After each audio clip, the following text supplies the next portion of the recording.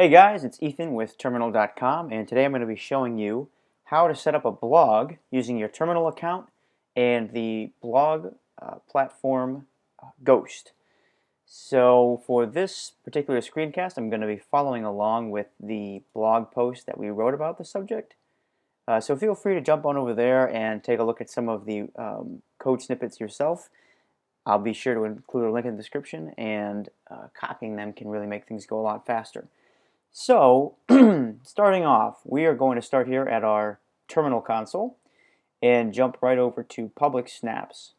We're looking for Ubuntu 13.1, and you can find that in public snaps by just scrolling until you see it, or by searching for Ubuntu 13, and a bunch of them come up, but we're looking for the one by Varun, who's the head honcho here at Terminal.com. So we'll try it out. We can name it Ghost Test Blog.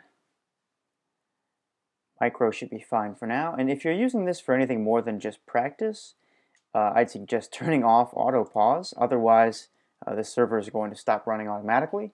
It's a great feature of Terminal.com is that the servers can auto pause, so it saves you a lot of money.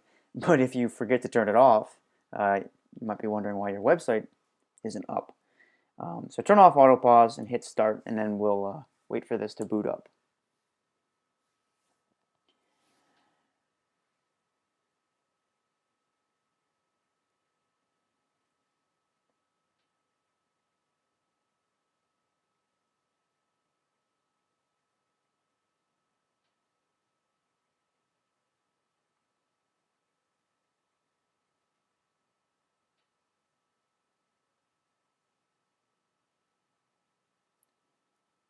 Alright, so we're here. We're live in the terminal. You can see we have root access. The first thing that we're going to do is we're going to download the most recent version of Ghost.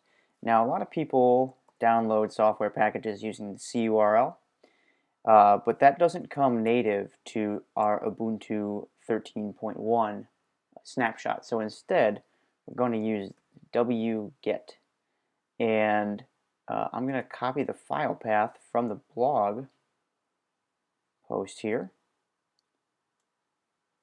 just because it makes it a little faster.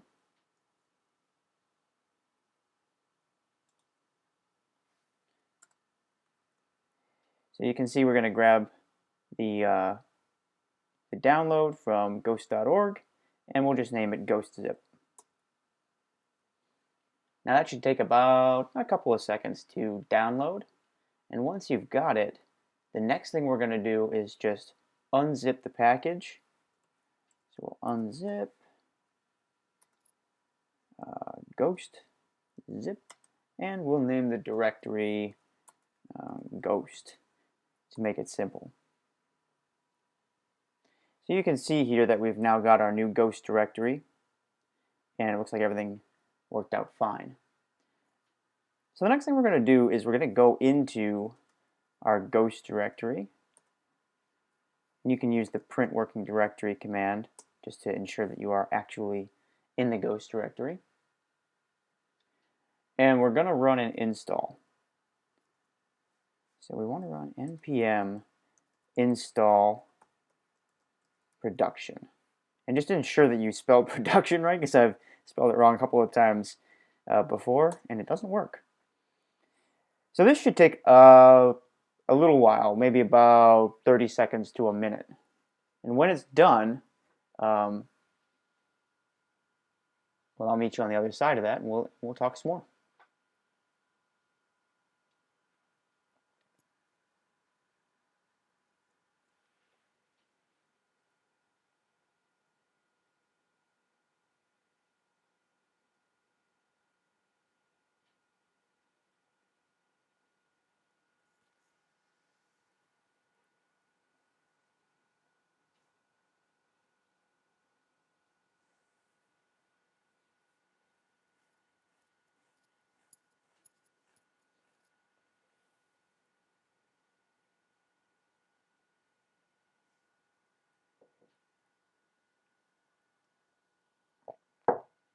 Alright, so our install is done here, and it looks like everything went off without a hitch. Now, ordinarily, if you were just following along with Ghost's Linux installation instructions, they'd tell you to just start right up. But the next thing we have to do is we actually have to give our Ghost installation access to the web. And in order to do that, we have to set up a proxy. This is actually a lot easier than it sounds, especially if you're a beginner here. The instructions are included right in the blog post, so don't let that intimidate you. We're going to do this first and foremost by shutting down the Patchy service. So we're going to do this with sudo service Apache 2, and we'll just stop it because we're not really using it. The next step is to symlink OpenResty's Nginx binary to a more easy to access location. Don't worry if you don't know what that means, just follow along with me. I'm actually going to copy the code for this directly from the blog post so you can see where we are. We've paused on the installation instruction in order to set up this proxy. And here you'll see the code that we need to run in order to do this symlink that I'm talking about. So just copy this, and it's that easy. The next thing we have to do is we want to create a new file, and we're going to write to it. So we want the file to be in our Ghost directory. Let's just double check one more time and ensure we're still in the Ghost directory, which we are. And then we're going to create a file called ghost_nginx.conf. Now here's a cool feature of the Terminal.com IDE. Instead of having to work with this new file exclusively in the command line, I can just go right over here to the file structure, open up the Ghost directory, and you'll see our new file right here. So I just open that up by double clicking, and it opens in the text editor. It makes it really easy to edit. So I'll come back over here to the blog post, and you'll see here we included all the code for this ghost_nginx document. Just copy it and paste. And then just hit save. It's that simple. It's one of the huge benefits of working with this tool. Now, in this file, you'll notice it's got a log path here, and we need to make sure that this exists, because if it doesn't, it can give us some problems later on. So, all I'm going to do is just copy it, come back over here to the command line, and make a new directory. So we'll go make directory. We'll use the P option so that it just creates the whole path. And we'll just paste what we copied a second ago.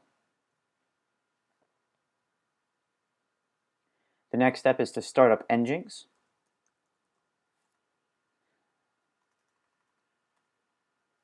So we start Nginx by typing Nginx C, and then the path to the file we just created,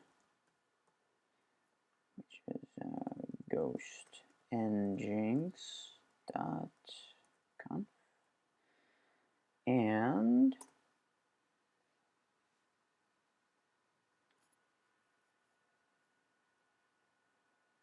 I'm just going to ensure that we're in the Ghost directory one more time, and you run npm start to start up Ghost.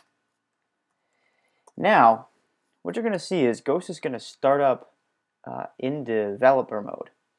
And this is cool because it allows us to actually check out our blog using the IDE's browser here. If we go to localhost port 80, the blog should come up. But you'll notice here that I'm not currently running in my command line. So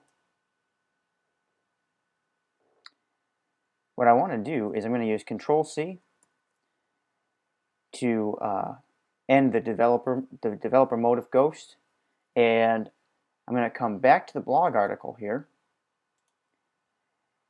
And all we have to do is that final step from the installation process. So we had paused here in order to set up our proxy. All that's left is to just run Ghost in Forever mode. So I've copied that. Now you'll see if I come over here and I refresh the page, we'll get a bad gateway because I've stopped Ghost. So I'm going to come back up to the command line, run Ghost in Forever mode, and if I refresh again, there's our blog. Just like that, you're done. That's as simple as it is. Hope this was helpful, guys. Tune in next time.